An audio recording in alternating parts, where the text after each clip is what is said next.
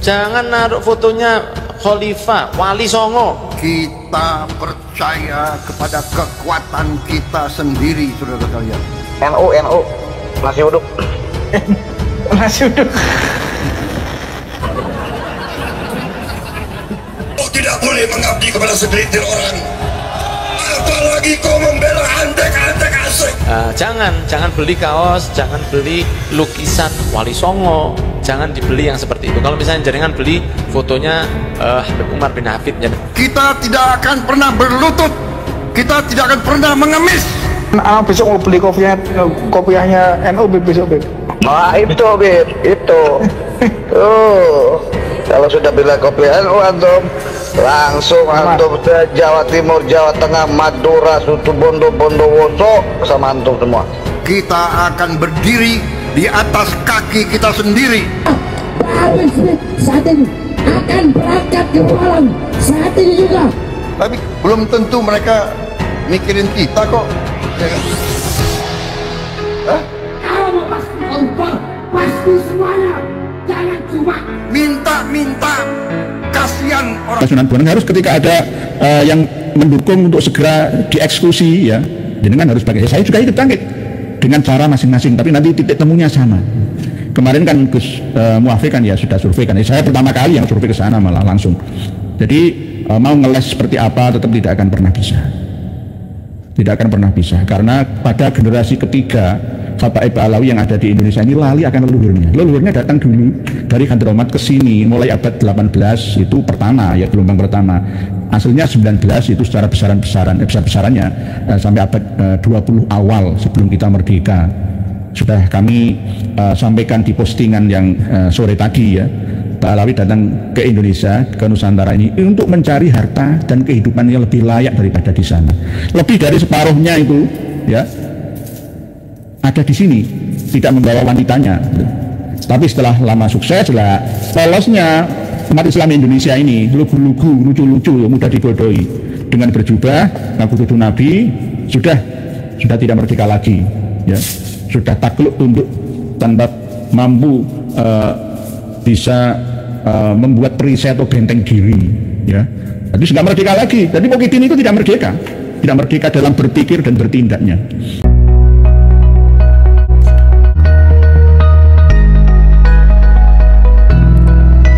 Assalamualaikum warahmatullahi wabarakatuh. Bismillahirrahmanirrahim.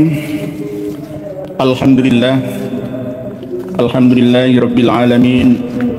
Wa bihi nasta'in ala umuri dunya waddin.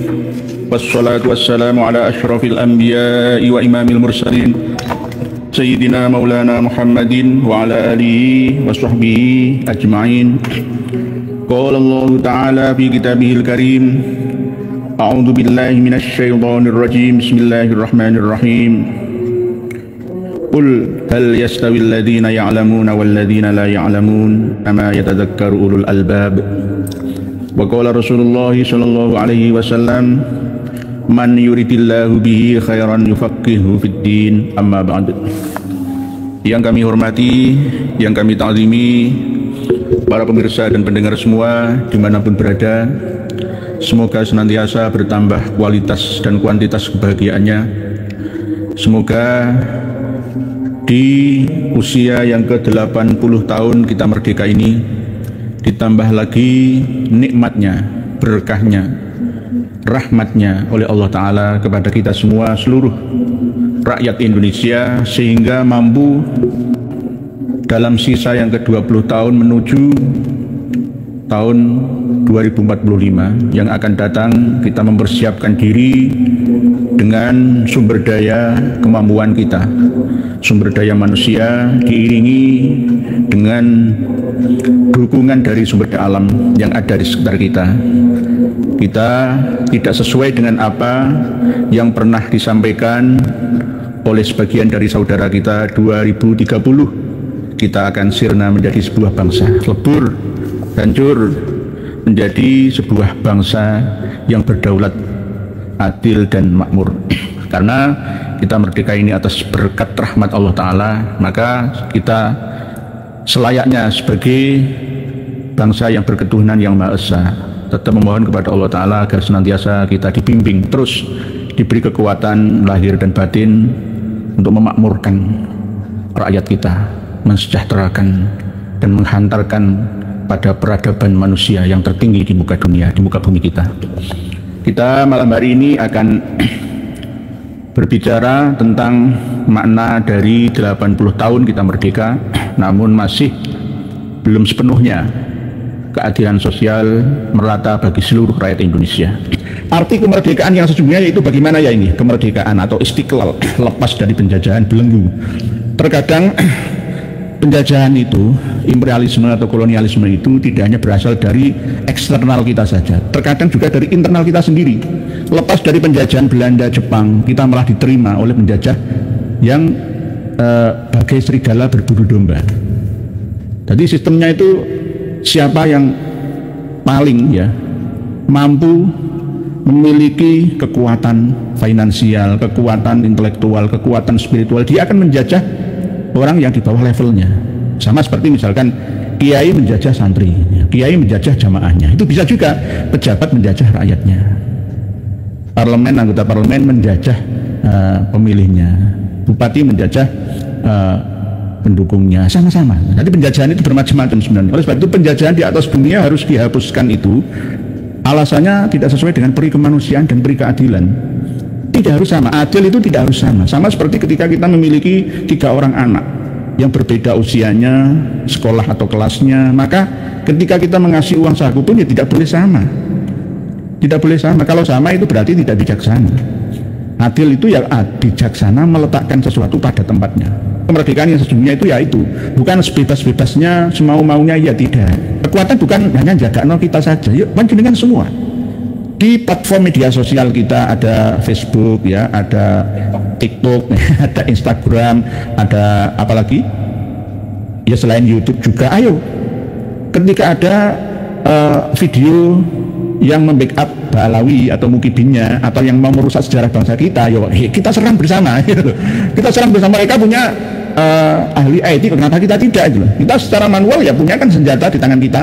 Jadi hasil keberhasilan dari perjuangan kemerdekaan bangsa 80 tahun kita ya, terhitung tahun 45 sampai sekarang ini ya, tergantung panjenengan semua. Kalau perjuangan dulu mengangkat senjata, bedil ya, sekarang mengangkat HP kita. Mengangkat HP kita. Jadi perjuangan modern saat ini nggih, Panusa Bangkit begitu nggih. Tak jadi sekti. Asam lembut jadi nggih Panusa Bangkit, jadi Makam Pasuruan Bonang harus ketika ada yang mendukung untuk segera dieksekusi ya, jenengan harus pakai. Saya juga ikut bangkit dengan cara masing-masing, tapi nanti titik temunya sama. Kemarin kan Gus Muafik kan ya sudah survei kan. Saya pertama kali yang survei ke sana malah langsung. Jadi mau ngeles seperti apa tetap tidak akan pernah bisa. Tidak akan pernah bisa, karena pada generasi ketiga Habaib Ba'alawi yang ada di Indonesia ini lali akan leluhurnya. Leluhurnya datang dulu dari Hadramaut ke sini mulai abad 18 itu pertama ya, gelombang pertama. Aslinya 19 itu secara besar-besarannya sampai abad 20 awal sebelum kita merdeka. Sudah kami sampaikan di postingan yang sore tadi ya. Ba'alawi datang ke Indonesia, ke Nusantara ini untuk mencari harta dan kehidupan yang lebih layak daripada di sana. Lebih dari separuhnya itu ya ada di sini, tidak membawa wanitanya. Tapi setelah lama sukses lah, polosnya umat Islam Indonesia ini lugu-lugu, lucu-lucu, mudah dibodohi. Dengan berjubah, ngaku tutu Nabi, sudah tidak merdeka lagi, ya. Sudah takluk tunduk tanpa mampu bisa membuat perisai atau benteng diri, ya. Jadi nggak merdeka lagi. Jadi Mukidin itu tidak merdeka dalam berpikir dan bertindaknya, tidak merdeka. Jadi katakan merdeka bagaimana? Kalau kamu jadi orang kaya, dekat dengan Habib kamu akan didahului dipeloroti. Kalau kamu pintar, dekat dengan Habib tambah bodoh. Contoh, Kang Mas, adik Ustaz Abdul Somad itu kan ya kelihatannya kan ya dai yang sudah lama terkenal di seantero Indonesia ya. Tapi ketika mengatakan selamat atas terbentuknya Jatma Aswaja Maulana Habib Lutfi bin, ya gara-gara sudah di BA, dicekel-cek, dipegang ini, langsung sekelas Dek Ustaz Abdul Somad saja bisa kalah kok. Prolema, tidak waspada kok. Ini yang sekelas Dek Ustaz Abdul Somad lah, sekelas Ustaz Adi Hidayat seperti apa? Macam-macam. Katanya menemukan kitab Manuskrip yang usianya 200 Habib pada saya sampai sekarang itu masih ditantang ya, katanya saya ini kemeruh ya. Habib Alwi bin Thohir Al-Haddad Mufti Johor Bahru Malaysia memiliki manuskrip Tabaqatul Khawas Gadabrus. Demi Allah tidak akan pernah ada kecuali manuskrip aslinya ditulis ulang oleh tangannya dia, lalu dikatakan ini manuskrip asli Tabaqatul Khawas, tapi yang nulis dia ditambah-tambahi sendiri, dimanipulasi sendiri ya. Ya sehingga penting ya, nggak sesuai dengan keinginan ya, bahkan kepentingan Habib Alawi corek saja. Nah, itu jadi kita harus hati-hati. Nah, sekelas Ustadz Adi itu juga tidak memiliki kewaspadaan, padahal pinter ya, pinter tapi keblinger. Nggak ada jaminan orang cerdas itu. Hidayah itu memang biasa menyertai orang-orang yang cerdas, tetapi mayyahdillah fala mudhillalah. Oleh sebab itu man yuridillahu bi khairan yufaqihuhu fiddin, kata Rasulullah itu tidak mutlak, tergantung. Senagogranya itu ya cerdas, ya alim, alamah. Sama Van der Plas ya, gubernur Jawa Timur era Belanda ya, itu juga pintar silaturahmi ke kiai-kiai kita sama saja. Pak Jeti, assalamualaikum. Mungkin masih tahap pembersihan, masih proses, bisa tarik ulur seperti ajaran Pak Alawi. Pak Jeti, Pak Bambang Puryanto, kapan Indonesia akan terlepas dari koruptor Kiai? Padahal gaji DPR semakin melejit. Sebenarnya gaji DPR dinaikkan itu kan supaya tidak korupsi, tidak cari proyek-proyek yang lain. Tetapi nggak ada jaminan. Hakim digaji tinggi, jaksa digaji tinggi, nggak ada jaminan untuk korupsi. Korupsi itu tergantung hukumnya. Hukum di negara kita ini harus tegas, rampas semua aset-aset koruptor itu. Hukuman mati di Amerika juga sudah diterapkan di negara bagian ya. Di Jepang, di China, di Jerman, di negara-negara maju itu diterapkan. Yang lebih kejam itu malah justru China. Tidak hanya ditembak mati saja, disetrum listrik juga. Nah, Indonesia ini berbeda. Inilah kelemahan kita itu di situ. 1.000 triliun korupsi malah lari ke Singapura, aman di sana dapat perlindungan bilateral. Nah, ini kan ya nggak adil. Di satu sisi seperti itu, di sisi yang lain ketika rakyat mencuri singkong gara-gara nggak mampu untuk bertahan hidup malah dihukum temenanan. Gara-gara ingin uji coba hukuman ya, pasal diterapkan, katanya nggak ada bedanya antara masyarakat kecil dan uang gede ya. Ini nggak sesuai dengan keadaannya. Inilah yang membuat kenapa Indonesia ini dicabut berkahnya oleh Allah Ta'ala. Sumber daya alamnya melimpah, tapi yang dicabut adalah berkah dari sekitar kita. Kenapa? Tidak hanya masalah kita jauh dari ulama ya, kita malah justru dekat dengan ulama. Nah ini kan ya sulit lah kita, kapan kita bisa menikmati sumber daya alam yang ada, yang diberikan oleh Allah Ta'ala kepada kita semua. Ayo dibagi bersama dengan sistem keadilan dan kebijaksanaan dalam permusyawaratan perwakilan itu. Nggih, Pak Gua, biasanya bulan September ada yang teriak-teriak PKI kok sekarang masih sepi nggih? Karena sudah kalah. PKI itu di matanya dan di wajahnya sendiri memang menuduh kiai-kiai kita itu bagaimana? Karena nggak paham sejarah. Nah ini kan ada usulan dari kiai-kiai seluruh Indonesia yang meminta saya untuk menyetop ya, pembelaan di Aceh Ubaidillah terhadap Rasulullah yang berasal dari Yaman itu, bi Rasulillahi wal Badawi dan lain sebagainya. Di antaranya adalah sholawat Yamaniyah. Sholawat Yamaniyah itu ada di Simtud Duror. Ada yang mengatakan ini karya dari Habib Ali bin Muhammad bin Husain Al-Habsyi ya, pengarang Maulid Simtud Duror. Ini jadi halaman benar. Jadi sholawat Yamaniyah itu ada di Maulid Simtud Duror, karya dari Habib Ali bin Muhammad bin Husain Al-Habsyi. Nah ini halaman 86, Maulid Simtud Duror fi akhbari maulidi khairil bashar wa malahu min akhlaqih wa usrofin wasiyar. Ini halaman 86. Kanjeng Nabi itu diklaim berasal dari Yaman. Di Aceh Ubaidillah kalau mau menampilkan hadis riwayat At-Tabrani, baca dulu tarikh Madinah Son'a ini. Ini tarikh kota Son'a, Yaman Utara. Sana atau Son'a. Setiap daerah, setiap negara itu ingin menyanjung memuji negerinya sendiri, sama seperti Indonesia, berdasarkan ya hubbul waton minal imani, seperti moto kita di sini. Tapi sebenarnya bukan hubbul waton minal iman, hubbul waton minas syukri wasyukuru minal imani. Lalu ada hadis-hadis politik. Kalau kembali ke dalam kitab Tarikh Madinah Son'a, justru Madinah sama Mekah itu termasuk Tihamah. Lah Tihamah itu termasuk Yaman. Coba ngomong kayak gitu sama pemerintah Saudi Arabia. Coba sekarang. Dulu ya Singapura itu Indonesia, Nusantara lah ya, Jawa, Malaya, Malaysia, ya bahkan sampai Brunei Darussalam itu milik Majapahit. sampai Sulu Filipina itu juga harusnya ikut Nusantara, bahkan sampai Patani, sampai Thailand sana, sampai Kamboja itu seharusnya ikut Majapahit. Coba sekarang ngaku kayak gitu. Oleh sebab itu setiap daerah, apalagi Yaman ya, Yaman itu sejak sebelum Rasulullah dilahirkan itu sudah ingin menguasai jalur perdagangan, mulai dari ya San'a ya sampai ke Tihamah itu pinggir pantai menuju ke arah Mesopotamia, menuju ke arah Mediterania, sampai ke Eropa, sampai ke Mesir ya, sampai ke Timur Tengah, sampai ke Gaza, Yordania sana. Itu jalur perdagangan yang akan dikuasai oleh Abraha. Nanti Abraha itu ya Al-Habsyi, ya orang Yaman sama. San'a membuat tandingan gereja untuk mengalihkan kiblatnya umat agama tauhid di sana. Baca Abraha. Setelah Abraha ada lagi namanya Aswad Al-Unsi. Itu seorang dukun yang ngaku menjadi nabi, nandingi kanjeng Nabi kita. Kalau di Yamamah ada Musailimah Al-Kadzab, sama Musailimah Al-Kadzab dengan Aswad Al-Unsi itu Al-Kadzab sama saja. Tapi kalau Al-Aswad, nah Aswad Al-Unsi ya ini orang Yaman asli, ya seorang dukun. Dan terulang terus sampai sekarang ya, sampai sekarang. Oleh sebab itu negara-negara yang ada di Jazirah Arab itu perang terus antara sama suku. Nah, coba saya mentahkan sekarang. Kalau kita belajar ya, kita seorang ulama. Ulama itu harus memiliki Alkitab ini loh.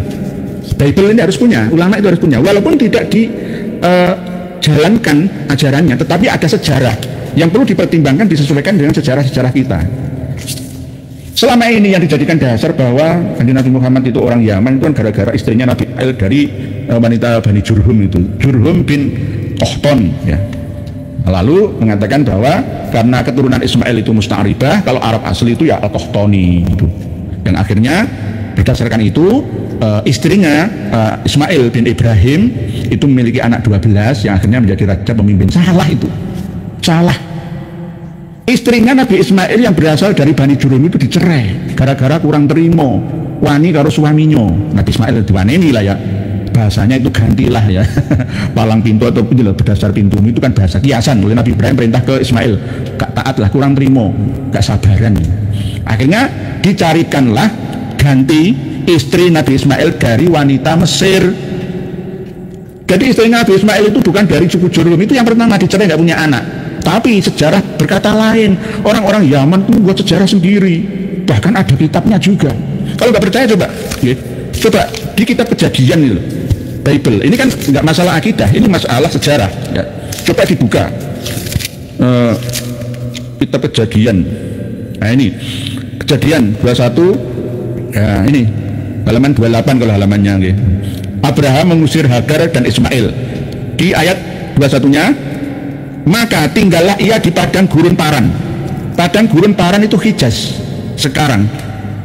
Dan ibunya mengambil seorang istri baginya dari tanah Mesir, bukan dari suku Jurhum yang ikut mendiami di sekitar Baitullah, sekitar sumur Zamzam itu. Tidak, itu dicerai nggak punya anak. Nah, kitab Kejadian 21 ini ya, dibandingkan lagi sama halaman kita Kejadian 24. Kita Kejadian 24 ya, ayat 12 sampai ayat 25 saja. 25 ayat 12 sampai 8. Inilah keturunan Ismail, anak Abraham, yang telah dilahirkan baginya oleh Hagar. Hagar itu Hajar, perempuan Mesir, hamba Sarah atau itu.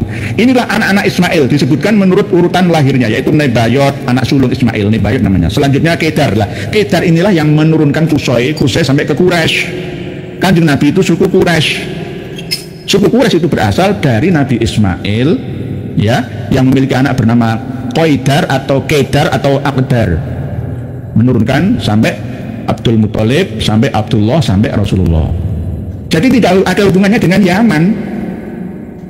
Jadi harus punya, jadi Aqdar, Kedar, Abdel, Mibsam, Misma, Duma, Masa, Haddad. Ada Haddad juga malah. Haddad ini nanya Ismail, Tema, Yetur, Nafis, dan Ketma. Itulah anak-anak Ismail, dan itulah nama-nama mereka menurut kampung mereka dan menurut perkemahan mereka. 12 orang raja. Ya karena memang istrinya Nabi Ismail yang berasal dari Mesir itu ya termasuk orang ningrat. Siti Hajar itu ya berasal dari Mesir juga. Yang dari suku Jurhum itu dicerai. Jadi ada dua di sini yang menyebutkan bahwa istrinya Nabi Ismail itu dari Mesir, bukan dari suku Jurhum. Nah, suku Jurhum berasal dari Yaman, Bani Qahton, Jurhum bin Qahton. Kahtan. Jadi tolong ya ulama-ulama kita itu harus luas literasi referensinya, khususnya di Ajur Ubaidillah. Nek ngomong aja kayak muruh, kayak madu manis seperti itu, tapi kumuh, nggak ada gunanya. Kalau mencari hadisnya ana rajulun yamaniyun, ya itu nanti hubungkan dengan hadis walaupun sikot perawinya, tapi apakah sahih atau hasan derajatnya. Ada hadis macam-macam. Kalau buat hadis sendiri saya bisa. Kanjeng Nabi itu keturunan Jawa Nusantara. Nabi Ibrahim itu orang asli Nusantara. Saya bisa mengatakan seperti itu karena saya bisa membuat sejarah sendiri. Nabi Nuh itu aslinya Nusantara. Nabi Adam itu leluhurnya juga dari Nusantara karena induk dari peradaban dunia itu berasal dari Nusantara. Jadi saya bisa buat sendiri. Menurut sejarawan, mufasir, muhadis bahwa Sabak itu berada di daerah Yaman, sebelahnya Son'a, ya, di bendungan Ma'arib, ya, di sebelah utaranya Hadramaut sana. Itulah menurut mereka. Nah, kalau menurut kita Sabak itu justru ada di Nusantara. Nusantara itu negeri Sabak. Nah, saya bisa membuat seperti itu. Semua akan mengunggulkan negerinya masing-masing. Jadi orang-orang Yaman itu mengarang kitab Tarikh Madinah Hadramaut. Tarikh Hadramaut itu ada 5 macam. Tarikh Madinatus Son'a, ada Al-Iqlil Al-Hamdani dan lain sebagainya. Jadi nanti ujung-ujungnya coba baca sejarah sebelum adanya turunnya Al-Quran, hadis, ada kitab-kitab ijma' qiyas dan sejarah-sejarah kita. Kalau nggak percaya tanya ke Prof. Manahim Ali. Kalau tidak percaya lagi tanya langsung ke Vatikan sana. Istrinya Ismail itu dari mana? Nggak ada perbedaan pendapat masalah ini karena ini sejarah, ya, sejarah. Dan saya juga memiliki catatan yang berasal dari sejarawan Muslim juga bahwa benar memang tidak ada hubungannya dengan wanita Jurhum, istrinya Nabi Ismail itu dicerai, diperintahkan cerai oleh abahnya Nabi Ismail, lalu dicarikan oleh Siti Hajar. Siti Hajar kan juga berasal dari Mesir, dicarikan wanita dari Mesir sana, lalu memberikan anak bagi Ismail 12 raja pemimpin. Jadi Nabi Ismail itu ya bahasanya bahasa Ibrani, belajar bahasa Arab itu dari orang-orang Bani Jurhum. Tapi akhirnya keturunan Ismail menjadi Arab Musta'ribah namanya. Jadi Arab yang asli memang berasal dari Yaman aslinya. Nah, kalau kembali kepada sejarah peta lama, ya memang Tihamah itu ya Mekah Madinah itu ikut Tihamah dan Tihamah itu ikut Yaman itu dulu. Nah, kalau sekarang ngomong kayak gitu coba pakai hadis ini, kamu akan dikaploki sama pemerintah Arab Saudi. Sama dengan sekarang ini coba kita berada di sidang ASEAN, ya Asia Tenggara, negara-negara Asia Tenggara. Harus kembali Borneo itu penuh milik Nusantara. Dulu Brunei Darussalam itu ditaklukkan oleh Majapahit, bahkan Kesultanan Sulu, ya, Filipina, Mindanao itu ikut Indonesia. Coba sekarang, ayo ngomong kayak gitu, ya akan terjadi perang saudara. Lah, dulu memang begitu. Jadi dulu sama sekarang, Yaman dulu dengan Yaman sekarang juga beda. Tapi Hadramaut itu bukan Yaman dulu, Yaman itu Yaman Utara kalau sekarang, karena mulai dari Yaman sebelah barat, ya, Aden itu. Bahkan kalau kita berbicara Aden itu termasuk adalah 3 di antara kota yang terlaknat.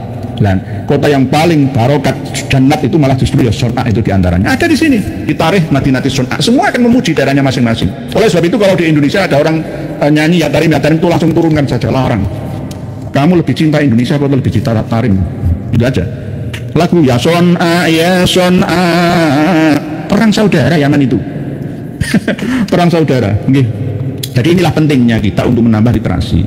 Kadang-kadang ya males ya mencari referensi. Jadi memang ya itu tadi adil dan bijaksana nih Pak Sepatu. Semua tergantung amal perbuatannya. Wa an laisa lil insani illa ma sa'a itu tidak hanya di akhirat saja, tetapi juga di dunia. Tergantung amal soleh. Amal soleh itu kerja kerasnya. Amal soleh itu tidak harus secara spiritual saja, tetapi juga secara finansial. Kita harus bekerja keras. Oleh sebab itu kenapa kok saya seringkali meluruskan pemahamannya mukibin-mukibin yang masih cinta dengan habaibnya. Kenapa? Mereka tidak cinta dunia tapi malah menipu orang yang memiliki harta.